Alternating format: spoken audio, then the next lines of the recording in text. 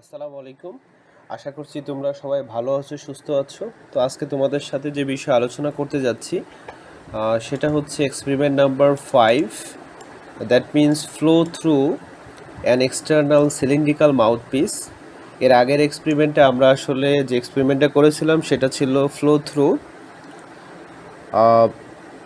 An orifice. তো এখন সেই অরিফিসের সাথে আমরা এক্সটার্নালভাবে মানে বাইরে অরিফিসের সাথে অ্যাডিশনালি হচ্ছে একটা মাউথপিস অ্যাড করব, যার শেপটা হচ্ছে সিলিন্ড্রিক্যাল। তো আমরা যদি এই ফিগারটার দিকে তাকাই, এটা কিন্তু মাউথপিসেরই সেকশনস। দ্যাট মিন্স আমরা যদি খেয়াল করে থাকি যে ফ্লোটা বের হচ্ছে, সেই ফ্লোর একটা নির্দিষ্ট ডিস্টেন্স দূরে আমাদের ভ্যানা কন্ট্যাক্টটা, দ্যাট মিন্স সেটাকে আমরা সি সেকশন বলছি। এবং এই সেকশনে যে ভ্যালোসিটি সেটা হচ্ছে ভিসি, এবং আউটলেটের এখানে 1 নম্বর সেকশন ধরেছি এবং এখানে আমরা ভ্যালোসিটি ধরেছি V1। তো এই ফ্লোটার সেন্টার থেকে হাইয়েস্ট ওয়াটার লেভেল পর্যন্ত যে ডিস্টেন্স বা হাইট সেটা হচ্ছে বড় হাতের এইচ, এবং এখানে যে মাউথপিসটা ব্যবহার করেছি তার এরিয়াটা হচ্ছে বড় হাতের এ, এবং মাউথপিসের হচ্ছে ডায়ামিটার হচ্ছে বড় হাতের ডি। এখানে যে অরিফিসটা আছে এই অরিফিসের হচ্ছে ডায়ামিটার হচ্ছে ছোট হাতের ডি এবং এরিয়া হচ্ছে ছোট হাতের এ। এখন ইন জেনারেল যদি কিছু আমরা কথা বলতে চাই তাহলে বলতে পারি যে একটা মাউথপিস কাকে বলবো, যখন একটা অরিফিসের সাথে একটা স্মল টিউব অ্যাডিশনালিভাবে আমরা যখন একটা স্মল টিউব অরিফিসের সাথে অ্যাটাচ করব, সংযুক্ত করব, তখন তাকে বলবো আমরা মাউথপিস। তো একটা মাউথপিসের স্ট্যান্ডার্ড লেন্থ হচ্ছে 3D, যেখানে ডিটা হচ্ছে ডায়ামিটার অফ দ্য অরিফিস।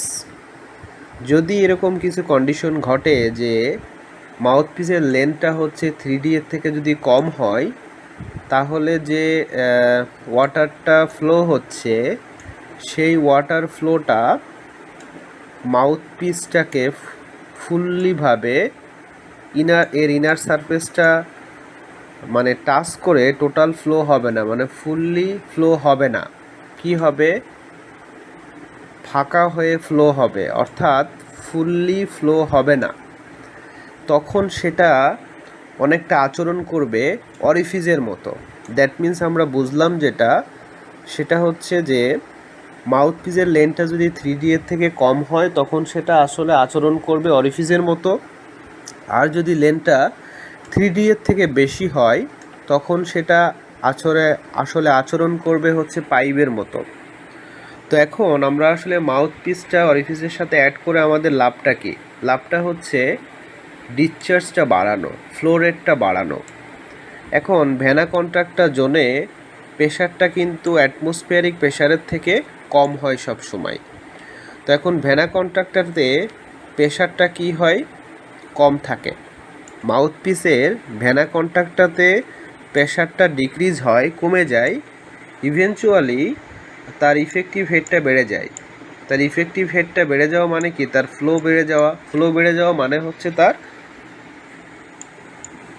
ডিসচার্জটা বেড়ে যাওয়া। এখন আউটলেট কোনটা? এটা হচ্ছে তোমার আউটলেট, আর এটা হচ্ছে ভ্যানা কন্ট্রাক্টর। এখন আমাদের এখানে যে আউটলেটে যে প্রেশারটা সেটা হচ্ছে অ্যাটমসফিয়ারিক প্রেশার, এবং ভ্যানা কন্ট্রাক্টরতে ভেলোসিটি কিন্তু বেশি হবে আউটলেটের ভেলোসিটির থেকে। দ্যাট মিন্স আমাদের যে ফ্লোটা এখানে ভ্যানা কন্ট্রাক্টর, এটা হচ্ছে আউটলেট। যেহেতু এখান থেকে ওয়াটার আসতেছে, সুতরাং কি এখানে ভেলোসিটি বেশি থাকবে, এখানে ভেলোসিটি আস্তে আস্তে কমে যাবে, কিন্তু এখানে প্রেশার বেশি থাকবে, এখানে প্রেশার কম থাকবে, এখানে প্রেশার বেশি থাকবে। সো ভেলোসিটির সাথে প্রেশারের রিভার্স সম্পর্ক। এখন যদি আমরা একটু দেখি যে কিছু প্র্যাকটিক্যাল অ্যাপ্লিকেশান, যে আমরা যদি কোনো একটা পাইপের মধ্যে ফ্লোটা প্রপারলিভাবে মেজার করতে চাই, তাহলে কিন্তু শুধু অরিফিসের মাধ্যমে ফ্লো যদি আমরা ডিটারমাইন করি, তাহলে পাইপের মধ্যে ফ্লোটা প্রপারলিভাবে রিপ্রেজেন্ট করতে পারবো না। তার জন্য আসলে অরিফিসের সাথে এক্সটার্নালিভাবে মাউথপিসটা অ্যাড করা হয়। আমরা জানি যে অরিফিসের জন্য কোফিসিয়েন্ট অফ ডিসচার্জ হচ্ছে 0.62, কিন্তু যদি আমরা ডিসচার্জ যেমন রিজার্ভারের ক্ষেত্রে যখন ডিসচার্জ বাড়ানো লাগে তখন আসলে এই অরিফিসের সাথে মাউথপিসটা অ্যাড করা হয়। মাউথপিসটা অ্যাড করার কারণে সেটা হচ্ছে পাইপের ফ্লোর মতো আচরণ করা, অর্থাৎ ডিসচার্জটা বেশি ডিসচার্জটা পরিমাপ করা যায়। তখন সেই ক্ষেত্রে সিডি এর ভ্যালুটা গ্রেটার দ্যান 0.62 হয়। দ্যাট মিনস অ্যাকচুয়াল ডিসচার্জের মানটা বেড়ে যায়। এখন যদি এই ফিগারের দিকে তাকাই, এটা হচ্ছে আমাদের কি ভেনা কন্ট্রাক্টর সেকশন, এটা হচ্ছে আউটলেট সেকশন, দুইটা সেকশন ধরলাম এবং এর সেন্টার থেকে ওয়াটার লেভেল পর্যন্ত হাইট হচ্ছে ছোট হাতের 8 অথবা বড় হাতের 8। এখন আমরা একটু দেখি, সেটা হচ্ছে হলো থিওরির দিকে যাই, যে আমরা একটা এক্সটার্নাল সিলিন্ড্রিক্যাল মাউথপিস কল্পনা করলাম যার এরিয়া হচ্ছে বড় হাতের এ, ডায়ামিটার হচ্ছে বড় হাতের ডি এবং একটা কনস্ট্যান্ট ওয়াটার হেড হচ্ছে বড় হাতের এইচ। এখন আমরা যদি বার্নৌলিস ইকুয়েশন অ্যাপ্লাই করি এই সি পয়েন্টে এবং বি পয়েন্টে, যেহেতু এখানে হচ্ছে একটা নির্দিষ্ট ড্যাটাম থেকে এর কোনো ইলিভেশনের পার্থক্য নাই, সুতরাং এনার্জি হেড নাই এবং প্রেশারের এখানে কোনো ইফেক্ট নাই। শুধু কিসের ইফেক্ট আছে? ভ্যালোসিটির ইফেক্ট আছে। সো ভ্যালোসিটির ইফেক্ট থাকলে H is equal to V square by 2g, তাহলে ভি এর পরিবর্তে লিখতে পারি √2gh। তাহলে থিওরিটিক্যাল ডিসচার্জ যদি QTH হয় তাহলে কিউ মানে কি? কিউ মানে হচ্ছে হলো AV।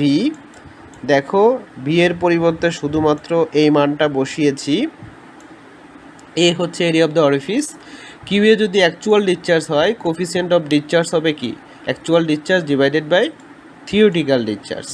ঠিক আছে? তো এখন আমরা মোটামুটি অবজেক্টিভ সম্পর্কে জেনে গেছি। সেটা হচ্ছে কি, আমরা আসলে মাউথপিসের জন্য কোফিসিয়েন্ট অফ ডিসচার্জ বের করতে চাই এবং একটা গ্রাফ আঁকতে চাই লগ গ্রাফ পেপারে।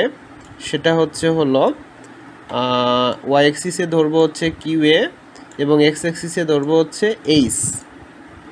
এটার জন্য আমরা একটা গ্রাফ পাবো যেখানে যে কোনো দুইটা পয়েন্ট নিব, নিয়ে এইচ এবং কিউ এর মান পাবো এবং যেখান থেকে সিডি এবং এইচ এর মানটা পাবো, যেটা তোমাদের এক্সপেরিমেন্ট নাম্বার 3 থিওরিতে এই component of exponent of H এর মানটা বের করা শিখিয়েছিলাম। এখন এই এক্সপেরিমেন্টের জন্য কি কি অ্যাপারেটাস লাগবে? সেম অ্যাপারেটাস, অরিফিসের মতো সেম অ্যাপারেটাস, শুধুমাত্র এখানে একটা মাউথ পিস লাগবে। মানে constant head water tank, discharge measuring tank, stop watch, point gauge, এটা আমাদের দরকার নাই কারণ এটা ডিজিটাল ডিভাইস যেহেতু। এখন প্রসিডিউরটা যদি বলি তাহলে প্রথমত আমাদের অরিফিসের ডায়ামিটারটা পরিমাপ করতে হবে, যেটা হলো এখানে আমাদের দেওয়াই আছে ডিজিটাল ডিভাইস যেহেতু, এবং আমরা মাউথ পিসটা অরিফিসের সাথে অ্যাড করব যার হচ্ছে কনস্ট্যান্ট ওয়াটার হেড থাকবে।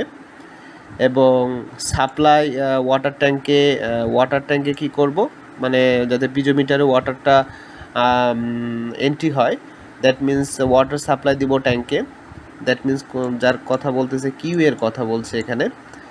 এরপরে যে কাজটা করব, যে আমরা যখন ট্যাঙ্কে ওয়াটার সাপ্লাই দিব তখন ম্যানোমিটারের রিডিংটা কী করব, আমরা রেকর্ড করব এবং দেন তারপরে হচ্ছে ফ্লো রেটটা মেজার করব। তারপরে ডিফারেন্ট টাইপস অফ কিউ এর জন্য ডিফারেন্ট টাইপস অফ এইচটা আমরা অবজার্ভ করব। এভাবে করে ডিফারেন্ট কম্বিনেশনে আমরা ডিসচার্জের মান বের করব। এখানে কিছু দেখো প্র্যাকটিক্যাল কোশ্চেন আছে। এই প্র্যাকটিক্যাল কোশ্চেনগুলো যে কাজটা করবা, ল্যাব রিপোর্টে তোমাদের লিখতে হবে না, বাট গুগলে সার্চ দিয়ে বা আমি অনেকগুলো বলার চেষ্টা করেছি, তো লেকচারটা বারে বারে দেখে এই কোশ্চেনগুলো সম্পর্কে একটা আইডিয়া নিও, কারণ ফাইনাল কুইজে হচ্ছে এই কোশ্চেনগুলো অনেক উপকার আসতে পারে। ডিসকাশন হচ্ছে নিজের মতো করে দুই তিন লাইন লিখবা। এরপরে যদি ডেটা শিটে যায় তাহলে স্টুডেন্ট নেম লিখবা, আইডি লিখবা, diameter of the mouth piece এখানে ডিভাইসে আছে, আর এরিয়া তো π/4 ডি স্কোয়ার এবং ক্রস সেকশনাল এরিয়া এটাও ডিভাইসে আছে। হেড কারেকশন দরকার নেই, ইনিশিয়াল পয়েন্ট গেজ দরকার নেই, ফাইনাল দরকার নেই, ডিফারেন্স ইন গেজ রিডিং দরকার নেই, অবজার্ভড এইচ এটাও দরকার নাই, ডেট অফ পারফরমেন্স লিখবা, গ্রুপ নাম্বার দরকার নাই। এবং হচ্ছে আমরা মোটামুটি 4 থেকে 5টার জন্য আমরা মানে অবজারভেশনগুলো করব। অ্যাকচুয়াল হেড যেটা এইচ মাইনাস এইচ প্রাইম, এখানে প্রথমত তোমার ওয়াটারটা সাপ্লাই দেওয়ার আগেই ম্যানোমিটারের একটা হাইট আছে ওয়াটারের, যখন তুমি আর একটা ম্যানোমিটার পিজোমিটার এখানে আছে, তো সেই ক্ষেত্রে ওয়াটারটা সাপ্লাই দেওয়ার পরে তার একটা হাইট আসবে। তো এটাকে যদি তুমি এইচ ধরো, এটাকে এইচ প্রাইম ধরো, তাহলে এইটার মানই হলো বড় হাতের এইচ। ঠিক আছে, তো এটা আমরা খুব সহজে বের করতে পারবো। তাহলে 5টা ডিসচার্জের জন্য 5টা বড় হাতের এইচ পাবো। এটা আমাদের দরকার নেই দুইটা লাইন। তাহলে অ্যাকচুয়াল ডিসচার্জটা আমরা ডাইরেক্ট পেয়ে যাব। থিওরিটিক্যাল ডিসচার্জ সূত্রের মাধ্যমে বের করব, কোএফিসিয়েন্ট অফ ডিসচার্জ বের করতে পারবো এখান থেকে। এখন দেখো নাম্বার অফ অবজারভেশন কয়টা হবে, মিনিমাম 4টা নিবা।